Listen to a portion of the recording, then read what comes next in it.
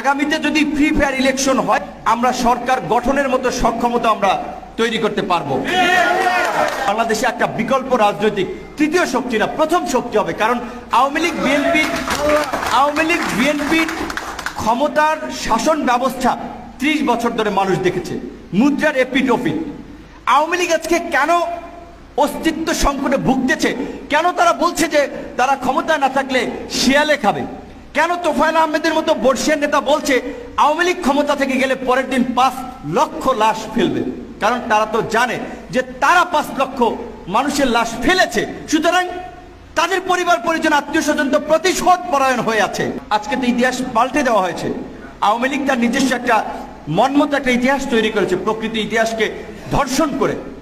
এজন্য আমরা বলছি যে মুক্তিযুদ্ধের চেতনাকে সবচেয়ে ভুলণ্ঠিত করেছে আওয়ামী লীগ, মুক্তিযুদ্ধের চেতনাকে আজকে পদে পদে ধর্ষণও করছে আওয়ামী লীগ। শুরুর দিকে আসলে অনেক জিনিস এগিয়ে নেওয়ার জন্য আমাদের এই সামাজিক বাস্তবতায় অনেক মানুষ এগিয়ে আসে না, আপনি অনেককে পাবেন না, কিন্তু আপনার যদি নিয়ত সৎ থাকে, লক্ষ্য উদ্দেশ্য যদি ঠিক থাকে, আপনি সফল হবেন এবং আপনার পাশে অনেকেই এগিয়ে আসবে।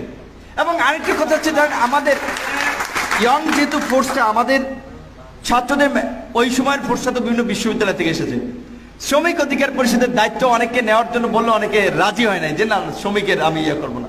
সেখানে আপনি স্বাধীনতার পূর্ববর্তী সময় থেকে বিশেষ করে 60-70-এর দশকে দেখলে ছাত্ররা যারা রাজনীতি করেছে, ছাত্র রাজনীতি থেকে তারা শ্রমিক রাজনীতিতে তারা তাদেরকে যুক্ত করেছে, যুক্ত হওয়ার জন্য সংগঠনগুলো তাদেরকে দায়িত্ব দিয়েছে। বিশেষ করে আমরা 69-এর গণঅভ্যুত্থানের মহানায়ক আসাদের কথা জানি।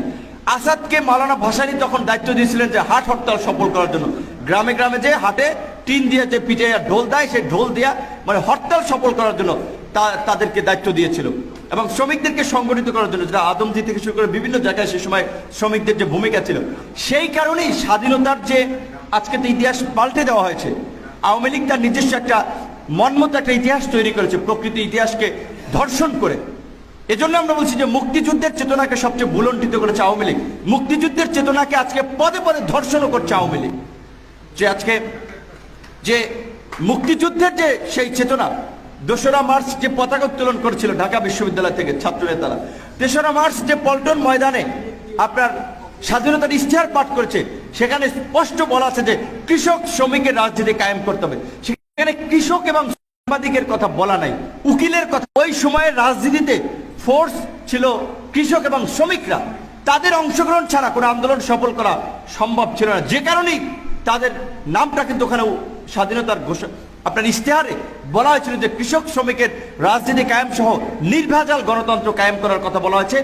যেহেতু সংবাদপত্রের একটা ভূমিকা ছিল, সে তারা এটাও বলছিল যে সংবাদপত্র একটা রাষ্ট্রের দর্পণ স্বরূপ, সংবাদপত্রের পাতা একটা রাষ্ট্রকে আপনি বিচার বিশ্লেষণ করতে পারেন যে সেই রাষ্ট্রের অর্থনৈতিক অবস্থা কি, সেই রাষ্ট্রের সামাজিক অবস্থা, ন্যায় বিচার, গণতান্ত্রিক অবস্থা কি, কারণ সেখানে তো নানা ধরনের রিপোর্টিংটা থাকে। সেখানে নির্ভেজাল সংবাদপত্রের স্বাধীনতার কথাও স্বাধীনতার ইশতেহারে বলা হয়েছিল, যদিও আজকে সেটা অনেক ক্ষেত্রেই নাই। তো আমি বলছিলাম যে সেই আমাদের শ্রমিক অধিকার পরিষদ, আজকে আমরা চাই যে প্রকৃত শ্রমিকদের প্রতিনিধিত্ব করুক এবং শ্রমিকদের অধিকার প্রতিষ্ঠায় তারা কাজ করুক।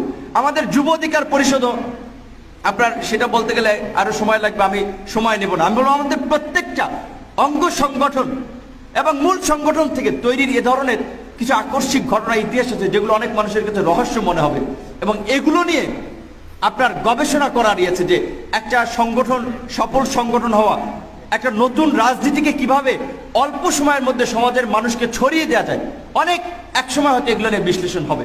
যে আমাদের প্রবাসী অধিকার পরিষদের গতকালকে প্রতিষ্ঠা বার্ষিকী ছিল, সে সময় আমরা বলেছিলাম যে দেখা গেছে যে আমরা করোনার সময় মানুষকে ত্রাণ দেব, সেইটা খুঁজতে গিয়ে আমরা দেখলাম যে কিছু মানুষ যারা সহযোগিতা করছে, সেখান থেকে উদ্যোগ নিয়ে আমরা প্রবাসী অধিকার পরিষদ গঠন করলাম, এবং সেই প্রবাসী অধিকার পরিষদ আলহামদুলিল্লাহ সামাজিক এবং বিভিন্ন কার্যক্রমের পাশাপাশি আমাদের দলের একটা গুরুত্বপূর্ণ ভূমিকা রেখেছে। তো আমাদের এই বিশেষ করে নেতৃত্বের প্রতি একটা যে আস্থা, বিশ্বাস এবং একটা সঠিক নেতৃত্বকে এগিয়ে নেওয়ার জন্য অন্যদেরও তাকে সহযোগিতা করা, এই বিষয়টা আমাদের সংগঠন থেকে যেটা আমরা প্র্যাকটিস করতে পেরেছি, আমরা যদি সেটা ধরে রাখতে পারি এবং আমরা যদি এইভাবে চলতে পারি, তাহলে আমার মনে হয় যে খুব অল্প সময়ের মধ্যেই বাংলাদেশে আমরা একটা সফল রাজনৈতিক দলে পরিণত হতে পারবো।